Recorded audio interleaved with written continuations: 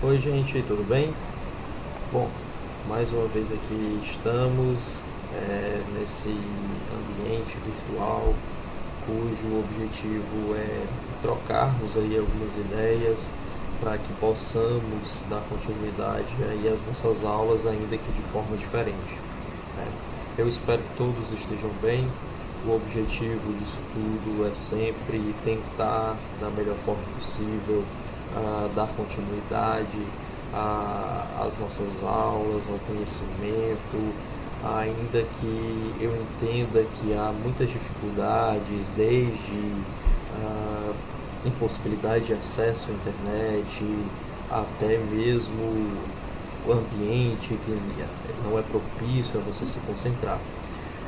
Mas todos nós, de alguma maneira, estamos aprendendo a conviver com essa realidade. E por isso eu penso que é necessário que a gente utilize essa experiência para que possamos, de alguma forma, tirar algo positivo disso, certo?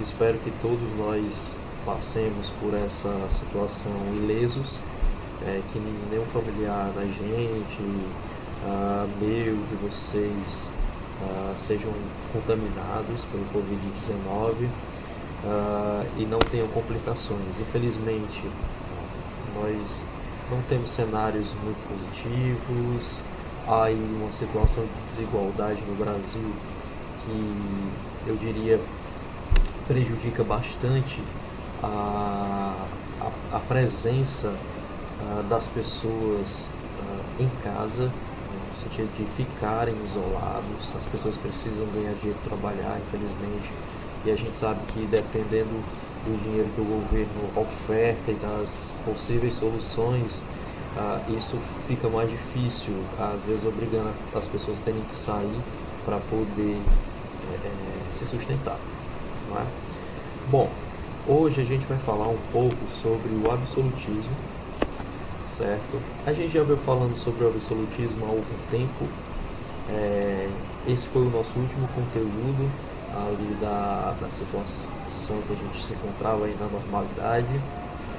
Só para a gente relembrar, o absolutismo, pessoal, ele é, na realidade, uma configuração política de poder que vai se estabelecendo na Europa a partir do momento que os reis passam a se configurar como grandes lideranças políticas dentro dos famosos estados modernos que vão surgir como consequência aí do fim do feudalismo, ali na passagem do século XIII, XIV, XV, em que os estados modernos vão se formar, como a gente já falou, né?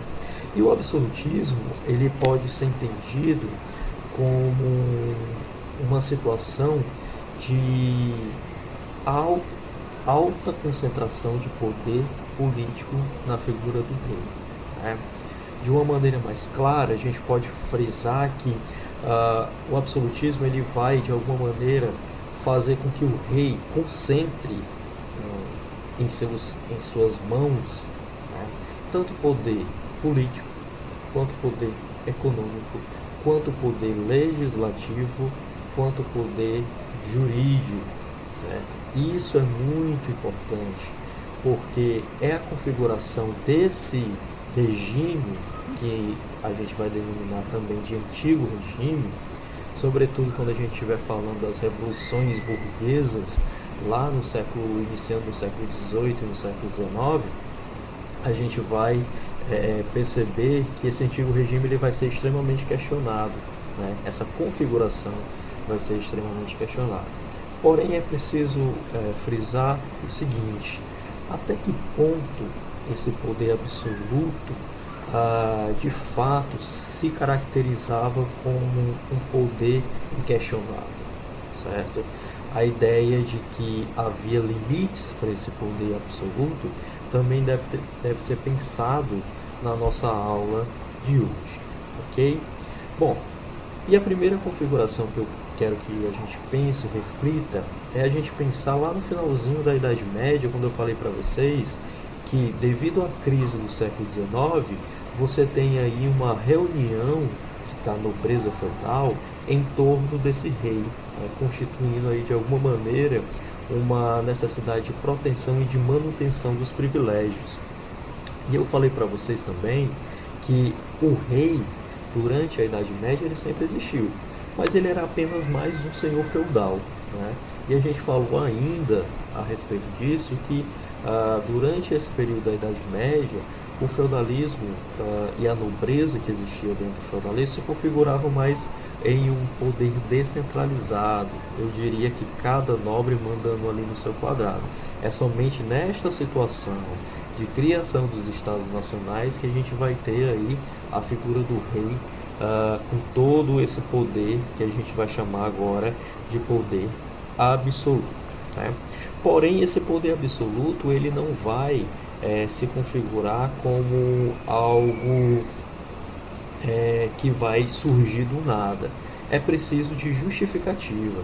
É preciso que as pessoas acreditem que esse rei ele tem esse poder para até inclusive respeitá-lo, certo?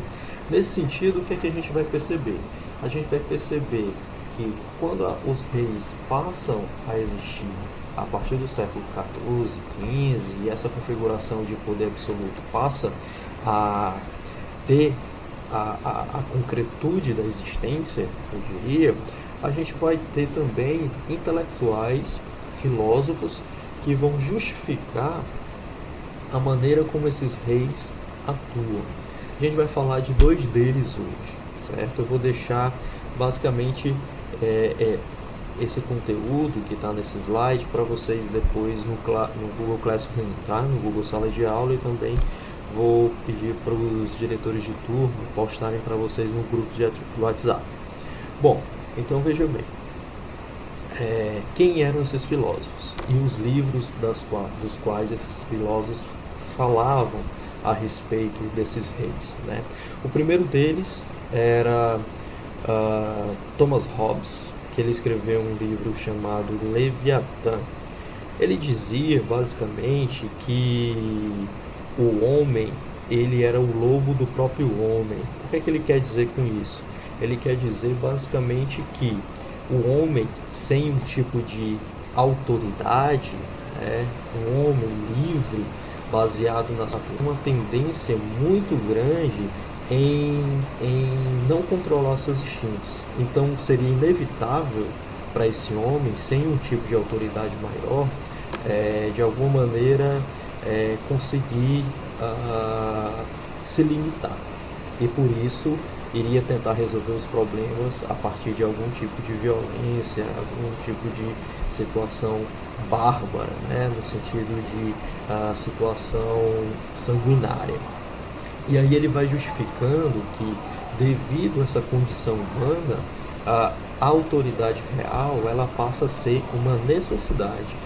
E é a partir desse momento que ele configura e cria a noção de que essa autoridade real, na realidade, ela vai ser autorizada pelo próprio povo que, temendo a sua própria natureza, permite que uma autoridade maior possa governar por eles, determinando e limitando as suas ações. Então, a origem do poder real, na realidade, para Hobbes, para Thomas Hobbes, vai ser um acordo feito entre o povo e essa autoridade real. Lógico que isso é um pensamento que vai justificar o poder real e vai dizer basicamente que o rei ele cuida desse povo, né? Ele vai trazer a paz, vai sempre mediar os conflitos. E é importante frisar que a figura do rei, ele na realidade, muitas vezes a gente pensa que é uma figura cruel, mas o rei, o rei absoluto, ele tinha que andar de acordo com as tradições locais, tinha que de alguma maneira deixar o povo satisfeito com a situação e fazer com que o povo entendesse que ele não estava explorando o próprio povo, mas ajudando esse próprio povo, certo? Então, essa noção e essa mediação que acontecia é muito importante para a gente entender assim. Mas, Cristiano, Como é que o povo aceitava uma pessoa oprimida? Mas é porque esse povo entendia que o rei, esse rei absoluto, e essa justificativa do Hobbes ajuda muita gente a compreender isso, como o povo olhava para esse rei, via esse monarca como um pai, né? Uma pessoa que iria ser cuidadosa com esse povo. Bom, um outro filósofo que a gente também vai deixar aqui para vocês, para dar uma estudada, é um cara italiano, né, uma província italiana, Florença, chamado de Nicolau Maquiavel. Né? Maquiavel escreveu também um outro clássico importantíssimo chamado O Príncipe, e é lá onde ele diz a célebre frase que possivelmente vocês já devem ter ouvido em filmes, novelas, até de políticos por aí, né? Que é o seguinte: os fins justificam os meios, ou seja, para que o rei pudesse chegar a um determinado objetivo, não importaria como fazer, o importante era fazer, certo? Então, esse outro tipo de justificativa levava a população a, de alguma maneira, entender que o rei precisava tomar algumas decisões, ainda que de modo, a gente poderia dizer, sacrificantes, né, para conseguir deter o objetivo. E isso também dava a noção de um rei forte, de um rei que conseguia levar o seu estado ao progresso, né? É importante frisar isso também.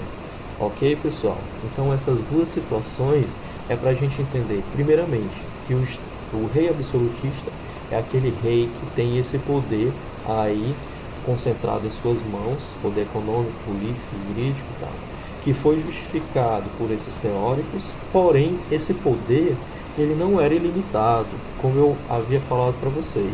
É importante frisar que existia algumas pessoas, sobretudo a nobreza, quem vai falar muito isso é um historiador chamado Ferriantos, As Linhagens do Estado Absolutista, que ele vai dizer basicamente que o Estado moderno que se cria agora é uma reconfiguração do Estado feudal em níveis maiores.